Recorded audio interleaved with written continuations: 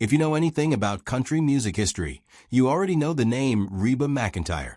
For more than 5 decades, she has remained one of the most recognizable voices in country music, building a career that reached far beyond the recording studio and into television, film, and live entertainment. But behind the awards, hit songs, sold-out performances, and television success is a deeply personal story shaped by family, ambition, tragedy, marriage, divorce, and an extraordinary ability to keep moving forward. One of the most important chapters in that story involved Narvel Blackstock, the man who became both Reba's husband and her manager. Their relationship lasted 26 years, but their connection began almost a decade before they walked down the aisle. By the time their marriage ended in 2015, Reba and Narvel had spent roughly 3.5 decades connected through work, family, and personal life. But to understand why that relationship mattered so much, we have to go back to the beginning. Reba McEntire was born on March 28, 1955, in McAlester, Oklahoma, into a family where two worlds existed side by side: ranching and music. Her father, Clark McEntire, was a champion steer roper, while her mother, Jacqueline, loved singing and dreamed of becoming a country performer herself. Reba and her siblings, Paik, Susie, and Alice, were raised around rodeos, cattle, long drives, and the traditional values of rural Oklahoma. Music was part of everyday family life. Jacqueline encouraged her children to sing together, and during long journeys to rodeo competitions, the McEntire children would often harmonize in the car. Reba also learned piano and guitar and developed an interest in performing. At the same time, she participated in sports and became involved in rodeo activities, including barrel racing. By her teenage years, Reba and her siblings Paik and Susie had formed a family singing group known as the Singing McEntires. They performed at rodeos, dance halls, clubs, and other events, often traveling together as a family. These early performances gave Reba something that no record deal could provide: years of experience in front of real audiences. After graduating from high school in 1973, Reba enrolled at Southeastern Oklahoma State University. She initially studied elementary education with a music minor, and at that point, she did not necessarily know that music would become her lifelong profession. But one performance would change the direction of her future. In 1974, Reba was given the opportunity to sing the national anthem at the National Finals Rodeo in Oklahoma City. Country musician Red Steagall heard her performance and immediately noticed something special about her voice. He encouraged Reba to travel to Nashville and make demonstration recordings. The decision was not simple. Reba was still connected to her family, her education, and the Oklahoma lifestyle she knew. But eventually, she and her mother traveled to Nashville, where Reba recorded demo material. Those recordings helped her attract the attention of Mercury Records, and in 1975, she signed her first recording contract. Her first single, I Don't Want to Be a One-Night Stand, was released in 1976. It did not become a major hit, and the early years of her career were far from glamorous. Reba continued recording and performing while trying to establish herself in a highly competitive industry. She made her Grand Ole Opry debut in 1977 and gradually began building momentum. During the early 1980s, her career started to accelerate, and she began scoring increasingly successful country hits. But Reba was not completely satisfied with the musical direction she had been given. She believed her sound needed to be closer to the traditional country music she had grown up loving. Her decision to pursue a more authentic country identity became one of the most important choices of her career. The change worked. During the 1980s, Reba transformed herself from a promising young singer into a major country star. Her voice became instantly recognizable. Her albums began climbing the charts, and awards followed. She was no longer simply trying to break into Nashville. She had become one of the genre's most important performers. And it was during these years that another important figure entered her professional life. In 1980, Narvel Blackstock joined Reba's band.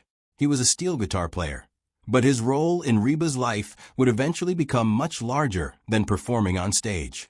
Over time, Narvel became her manager. The two worked closely together as Reba's career continued to expand. Their professional relationship gradually developed into a personal relationship. They already understood the pressures of the entertainment business, the demands of touring, and the uncertainty that came with building a career in country music. In 1989, Reba and Narvel married aboard a boat on Lake Tahoe. By then, they had already known one another for years. Their marriage was therefore not the beginning of their partnership. It was another stage in a relationship that had already been developing professionally and personally. In 1990, they welcomed their son, Shelby. Narvel also had children from a previous marriage, and Reba became an important part of a blended family. For years, their lives appeared remarkably successful. Reba was becoming one of country music's biggest stars, while Narvel remained closely involved with her career. Together, they created Starstruck Entertainment, and their professional partnership extended beyond Reba herself. From the outside, it seemed as though they had found a formula that worked. Marriage, family, business, and fame all operating together. But life behind the scenes was not always as simple as it appeared. Before their marriage would eventually face its greatest challenge, Reba experienced an event that would change her forever. On March 16, 1991, one of the planes carrying members of Reba's touring group crashed shortly after takeoff near San Diego. The aircraft struck Otay Mountain, killing everyone aboard. Among those who died were members of Reba's touring band and crew, including guitarist Chris Austin and Michael Thomas, keyboard players Kirk Capello and Joey Sigonero, vocalist Paula K. Evans, road manager Jim Hammond, bassist Terry Jackson, and drummer Anthony Saputo. The two pilots, Donald Holmes and Chris Hollinger, were also killed. For Reba, this was not simply a tragic headline. These were people she knew. They were musicians and crew members who had spent years traveling with her, performing beside her, and sharing the exhausting routine of life on the road. The touring band had become an extended family. The tragedy left Reba devastated. She wanted to return to Nashville and begin dealing with what had happened. But even while grieving, she faced the painful reality that her career could not simply stop. Only 9 days after the crash, Reba performed at the 63rd Academy Awards. She sang "I'm Checking Out," the Oscar-nominated song from Postcards from the Edge. It was an extraordinary moment. Reba was still processing the sudden loss of so many people close to her, yet she stood in front of millions and performed. The show had to continue. Behind the scenes, members of the country music community stepped forward to support her. Vince Gill and Dolly Parton were among those who helped as Reba worked to rebuild her touring organization. But perhaps the most powerful response to the tragedy came through music. Later in 1991, Reba released "For My Broken Heart." The album was dedicated to the people from her touring family who had died in the crash. Rather than hiding from the pain, Reba allowed that pain to become part of the music. The result was extraordinary. The title song became a #1 country hit, and "Is There Life Out There" also reached #1. The album reached #3 on the Billboard 200 and eventually sold 4 million copies in the United States.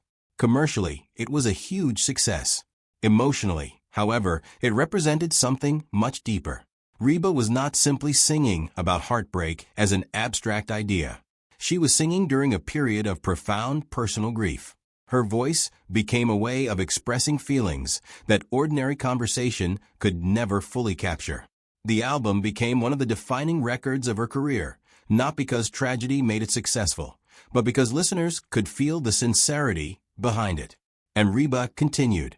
Her career expanded into television and film, eventually leading to the hugely successful sitcom Reba.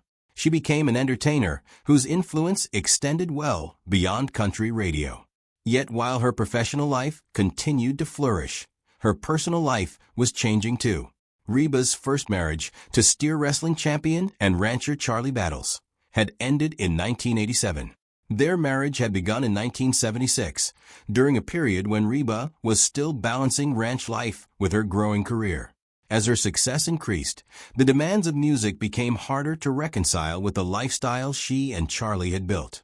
Reba was spending more time performing, traveling, and working in Nashville. Their marriage eventually ended. 2 years later, she married Narvel Blackstock. Unlike her first marriage, her relationship with Narvel was deeply intertwined with her career. He was not only her husband, but also the person helping manage her professional life. That arrangement brought enormous success, but it also meant that work was almost always present. For decades, Reba and Narvel operated as a team. They had a son. They had a blended family. They built a business. They worked in the entertainment industry. And they shared the pressures that came with Reba's fame. But after 26 years of marriage, the partnership came to an end. On August 3, 2015, Reba and Narvel announced that they were separating. Their statement was notable for what it did not contain. There were no public accusations or dramatic attacks. Instead, the couple emphasized that they still respected and supported one another. But behind the simple announcement was an enormous transition. Reba was not only ending a marriage. She was separating from someone who had been part of her professional world since 1980. She was moving away from a partnership that had lasted longer than the marriage itself. And she was entering a new stage of life after spending decades with the same person. The divorce was finalized later that year. Reba later spoke about the difficulty of the experience, including the challenge of separating from someone with whom she had shared so much history. Yet she continued to maintain relationships with members of the Blackstock family. That was particularly significant because Reba's connection to the family had become much larger than her marriage to Narvel. She had helped raise a blended family. She had developed relationships with her stepchildren. And those bonds did not simply disappear when the marriage ended. Her former stepson Brandon Blackstock later married Kelly Clarkson, and Reba continued to speak warmly about her relationship with both of them. The family connections survived even as the marriage itself did not. Reba's ability to preserve those relationships revealed something important about her approach to life. She did not seem interested in turning every ending into a public battle. Instead, she repeatedly tried to find a way forward. And eventually, she found love again. After her divorce, Reba entered a relationship with photographer and businessman Anthony Skeeter Lasuzzo. Their relationship offered a different kind of companionship. They traveled together and enjoyed time away from the constant pressures of Reba's career. For a period, it appeared that Reba had entered a quieter stage of her personal life. But that relationship ended in 2019. Once again, Reba handled the breakup without turning it into a public spectacle. She spoke respectfully about Lasuzzo and indicated that they remained friends. Then came another unexpected chapter. Reba reconnected with actor Rex Linn, someone she had first met years earlier. Their relationship eventually became romantic in 2020, during a period when both were spending more time apart from the normal pace of Hollywood life. The relationship brought Reba another opportunity to experience happiness later in life. And that matters because Reba's story is not simply about what she lost. It is also about what she continued to build.